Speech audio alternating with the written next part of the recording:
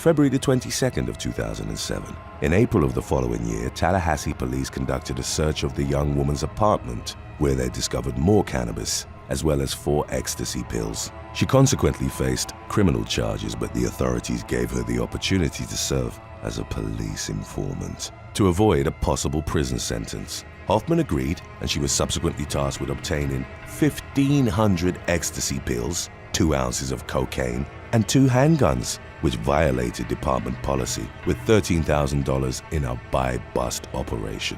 On the day of the sting, Hoffman went to the agreed-upon location to meet with a pair of suspects, with 2 narcotics officers monitoring her movements. However, the dealers made a sudden change to the location of the buy. Hoffman was urged not to follow them, but technical issues with the police's equipment prevented her from receiving those instructions. Her handlers lost track of her when she reportedly left with the 2 suspects in a stolen BMW. She was then gunned down by the dealers with one of the firearms she was supposed to purchase. In the aftermath, the Tallahassee Police Department came under fire for sending Hoffman out into the field, despite not having any undercover training or knowledge of either cocaine or guns. The officers involved were suspended with pay, and the victim's family filed a wrongful death suit against the city, which was ultimately settled for a reported $2.6 million. On December the 17th of 2009, what would have been Hoffman's 25th birthday, the 2 suspects identified as Danilo R. Bradshaw and Andrea Jabbar Green were found guilty of murder. Both were given life sentences. In May of 2009, the Florida State Senate passed new legislation dubbed Rachel's Law, which introduced new requirements for law enforcement agencies recruiting confidential informants. Number 6. Victor Castro Martinez.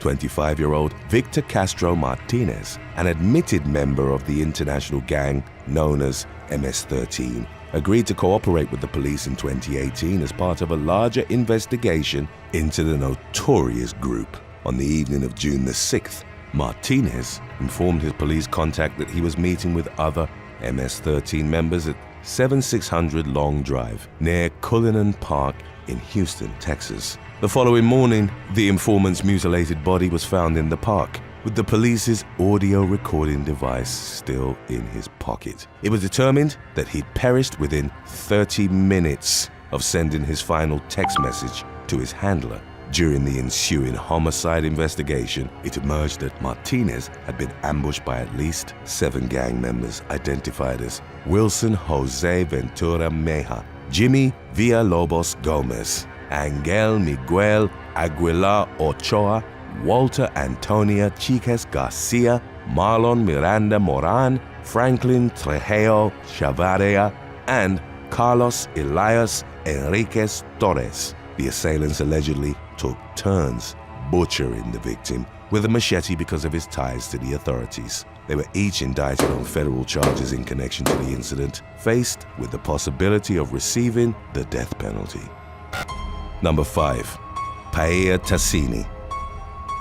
22-year-old Danny Geist Jr. was the victim of a fatal gang-related shooting on September the 27th of 2000. He was reportedly gunned down as he sat in a brown Datsun vehicle in Pittsburgh, California. Although the case went cold for several years thereafter, the police broke new ground in the investigation after conducting an interview with a man believed to have been a witness to the shooting. In 2019, a 46-year-old Elk Grove resident named Paella Tassini was asked to provide a statement in support of the authorities' efforts to identify Geist's killer. Tassini obliged, but in doing so inadvertently implicated himself in the crime. The man was said to have given investigators a blow-by-blow account of the situation leading up to the shooting. He'd been inside the car with the man who ultimately executed Geist. The latter had allegedly insulted the shooter and was involved with a drug ring with which the occupants of Tassini's vehicle had been feuding.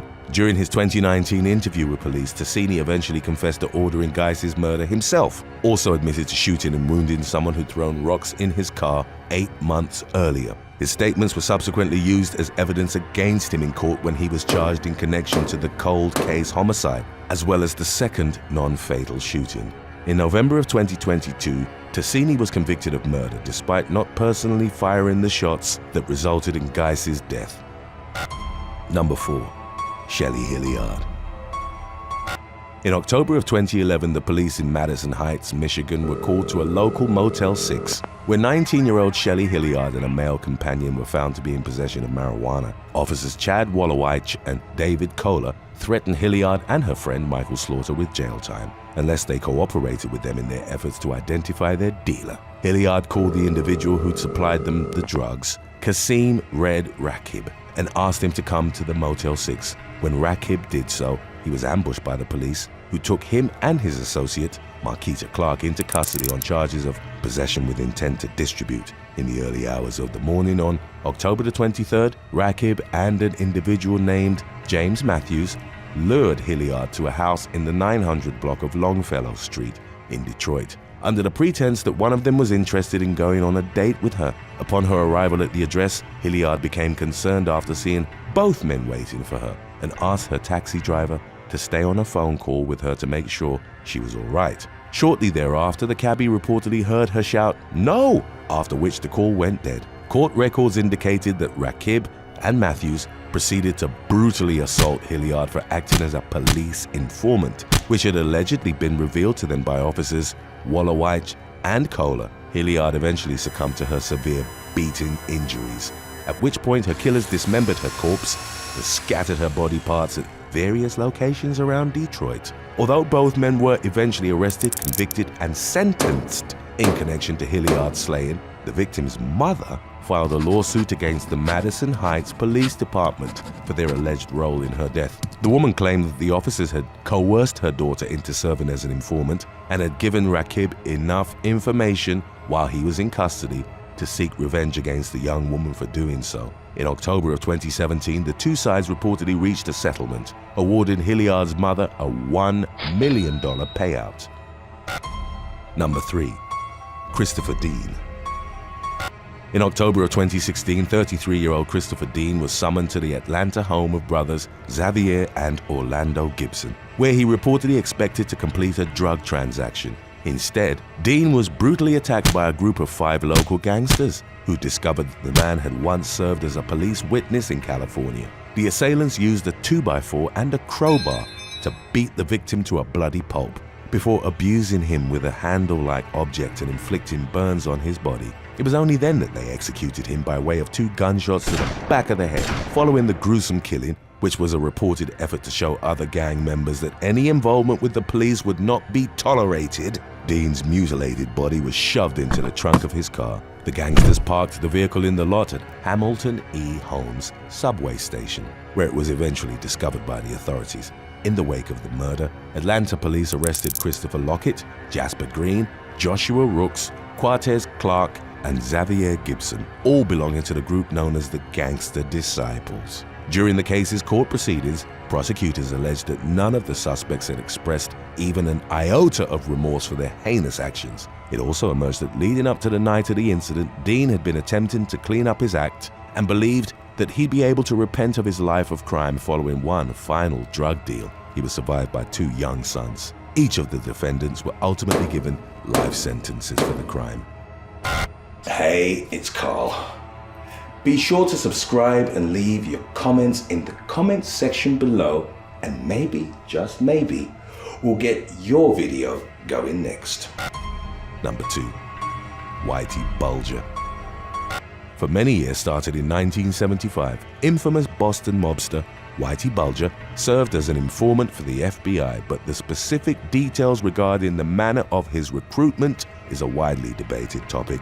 According to official reports on the matter, the Winter Hill gang boss agreed to give authorities information about the Patriarca crime family, his rivals based out of Boston and Providence, Rhode Island, although Bulger himself publicly denied it. In exchange for the inside information, the Winter Hill gang was effectively given immunity and allowed to conduct their criminal enterprise without fear of legal repercussions. It was also reported that Bulger's FBI handler, John Connolly, would give him valuable information about his competitors as part of their covert partnership. In 1988, the Boston Globe's so-called Spotlight team released a story highlighting Bulger's informant status and how he'd been unable to continue committing crimes for years because of his cooperation with federal authorities. During the 1990s, Media reports began to trickle out, implicating various federal, state, and local officials with ties to Bulger in instances of criminal activity. The notorious gangster eventually became an FBI fugitive, and by the turn of the 21st century was considered the most wanted man in the world besides Osama bin Laden. He and his longtime girlfriend were finally apprehended at an apartment complex in Santa Monica, California, in the summer of 2011. Bulger was given a pair of life terms, but only 5 years into his sentence, he was brutally beaten to death by fellow inmates after being transferred to the United States Penitentiary, Hazleton, near Brewston Mills, West Virginia. In December of 2022, an official U.S. Department of Justice inquiry into Bulger's death determined that it had been precipitated by bureaucratic incompetence and serious job performance failures on the part of prison officials. Number 1. Susan Smith. In 1987, an FBI agent arrived in Pikeville, Kentucky on his first assignment, aimed at tracking down an ex-convict and bank robber named Carl Edward Cat Eyes Lockhart. A sheriff's deputy suggested that the agent, Mark Putnam, get in contact with a local woman by the name of Susan Smith. The latter subsequently served as Putnam's confidential informant, with the two regularly meeting to exchange information about Lockhart's criminal activities. By December, they'd gathered enough evidence to sentence Lockhart to 57 years in prison for robbery. Smith was reportedly compensated with a cash reward of $5,000. In the months that followed, Putnam and Smith eventually developed an intimate relationship with one another. The agent, who was married at the time, subsequently became concerned that his secret involvement with his former informant might prove detrimental to his career, and he thus requested to be transferred to Florida. The situation was further complicated, however, when Smith revealed that she was pregnant with Putnam's baby. The latter suggested that he and his wife could adopt the child, but Smith insisted that they raise it together. Then, on June the 8th of 1989, Putnam and Smith got into a heated argument that ultimately turned physical. The man fatally strangled his lover and dumped her body along an old coal mining road. He and his family moved to Florida, and Smith's murder remained unsolved until the following year, when suspicions began to fall on her former FBI handler. Upon being questioned, Putnam confessed and was later sentenced to 16 years in prison as the first FBI agent to be convicted of murder. The man was released in 2000 at the age of 41, at which point he moved to Georgia, where he remarried and began work as a personal trainer. Thanks for watching. Would you infiltrate an infamous gang on behalf of the police if the alternative was spending 20 years in prison? Let us know in the comments section below.